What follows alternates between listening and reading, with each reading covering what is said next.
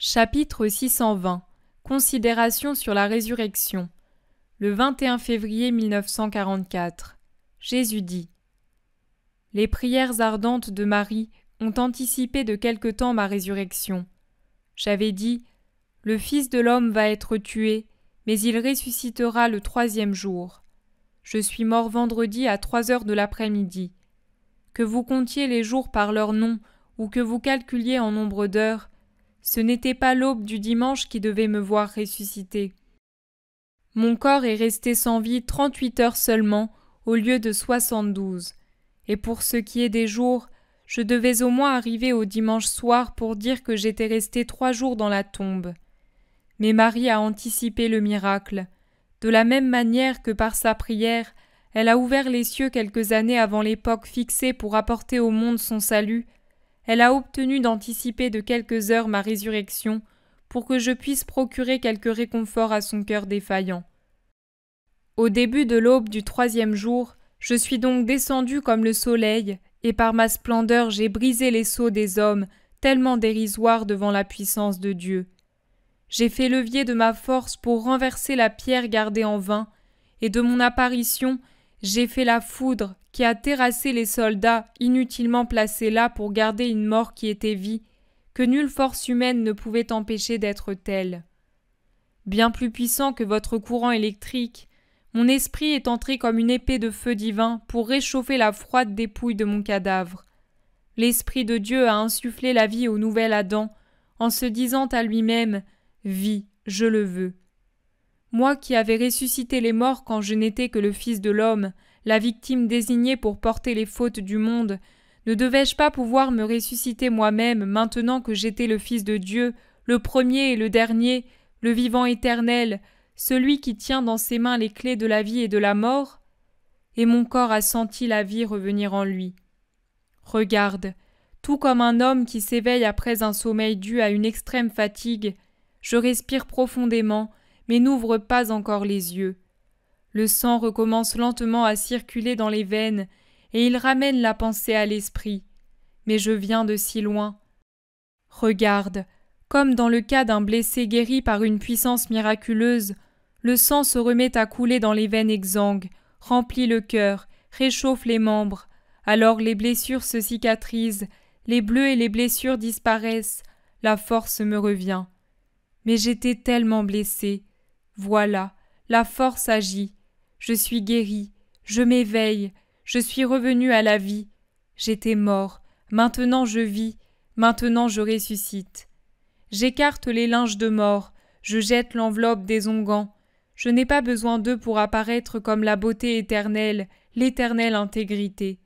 Je porte un vêtement qui n'est pas de cette terre, mais tissé par mon Père, lui qui a aussi tissé la soie des lys virginaux. Je suis revêtu de splendeur. Je suis orné de mes plaies qui ne suintent plus du sang, mais dégagent de la lumière. Cette lumière qui sera la joie de ma mère, celle des bienheureux, et la vue insoutenable des maudits et des démons sur la terre et au dernier jour. L'ange de ma vie d'homme et l'ange de ma douleur sont prosternés devant moi et adorent ma gloire. Mes 2 anges gardiens sont présents, l'un pour se réjouir à la vue de celui sur lequel il a veillé et qui maintenant n'a plus besoin de défense angélique, et l'autre qui a vu mes larmes pour voir mon sourire, qui a vu mon combat pour voir ma victoire, qui a vu ma douleur pour voir ma joie. Je sors alors dans le jardin plein de boutons de fleurs et de rosées. Les pommiers ouvrent leurs corolles pour former un arc fleuri au-dessus de ma tête de roi, et les plantes font un tapis de joyaux et de corolles à mes pieds qui reviennent fouler la terre rachetée après que j'ai été élevé au-dessus d'elle. Je reçois la salutation du premier soleil, d'une douce brise d'avril, d'un léger nuage qui passe, rose comme la joue d'un enfant, et des oiseaux dans les feuillages. Je suis leur Dieu, ils m'adorent. Je passe au milieu des gardes évanouis, symboles des âmes en faute mortelle, qui ne remarquent pas le passage de Dieu. C'est Pâques, Maria, c'est bien le passage de l'ange de Dieu. Son passage de la mort à la vie, son passage pour donner la vie à ceux qui croient en son nom. C'est Pâques, c'est la paix qui passe dans le monde, une paix qui n'est plus voilée par la condition humaine, mais qui est libre, complète puisque le pouvoir de Dieu lui est rendu. Je vais ensuite trouver ma mère. Il est bien juste que je me rende auprès d'elle. Ce qu'il était pour mes anges gardiens doit l'être bien plus pour celle qui, en plus d'être ma gardienne et mon réconfort, m'a donné la vie. Avant même de revenir vers mon Père dans mon vêtement d'homme glorifié, je vais voir ma mère. J'y vais dans la splendeur de mon vêtement paradisiaque et de mes joyaux vivants. Il lui est possible à elle de me toucher, de m'embrasser, car elle est la pure, la belle, l'aimée, la bénie, la sainte de Dieu. Le nouvel Adam va trouver la nouvelle Ève. Le mal est entré dans le monde par la femme, et c'est par la femme qu'il a été vaincu. Le fruit de la femme a désintoxiqué les hommes de la bave de Lucifer. Désormais, s'ils le veulent, ils peuvent être sauvés. Elle a sauvé la femme restée si fragile après la blessure mortelle. Après m'être rendu auprès de la Toute-Pure, il était juste que son Fils Dieu commence par elle, en vertu de son droit de sainteté et de maternité. Je me présente à la femme rachetée, Marie-Madeleine. Tel un chef de file, elle représente toutes les créatures féminines que je suis venu délivrer de la morsure de la luxure, pour qu'elles disent à celles qui viennent à moi pour guérir, d'avoir foi en moi, de croire en ma miséricorde qui comprend et pardonne, de regarder ma chair ornée des 5 plaies pour vaincre Satan qui fouille leur chair. Je ne me laisse pas toucher par elle. Elle n'est pas la pure qui peut toucher sans le contaminer le Fils qui revient au Père. Elle a encore beaucoup à purifier par la pénitence, mais son amour mérite cette récompense. Elle a su ressusciter par sa volonté du tombeau de ses vices, étrangler Satan qui l'a possédé, défier le monde par amour pour son Sauveur. Elle a su se dépouiller de tout ce qui n'est pas amour. Elle a su n'être plus que l'amour qui se consume pour son Dieu. Et Dieu l'appelle Marie. Entends-la répondre Rabouni. C'est un vrai cri du cœur.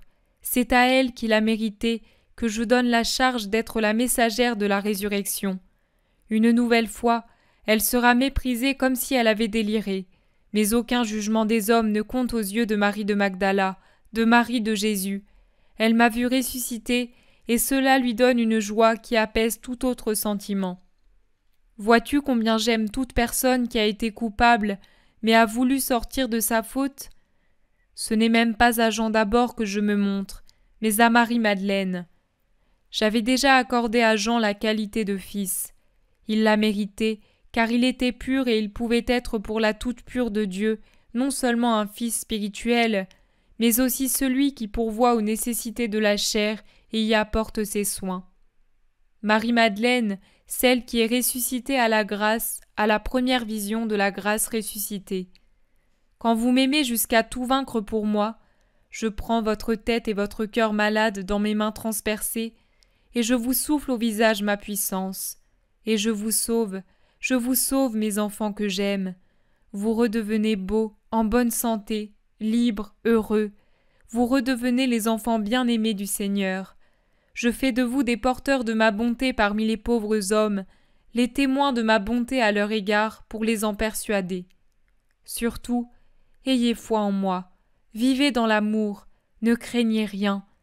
Que tout ce que j'ai souffert pour vous sauver vous donne l'assurance d'être aimé de votre Dieu. Quant à toi, petit Jean, souris après avoir pleuré. Ton Jésus ne souffre plus.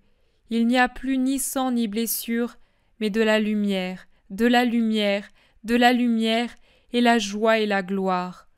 Que ma joie et ma lumière soient en toi, jusqu'à ce que vienne l'heure du ciel.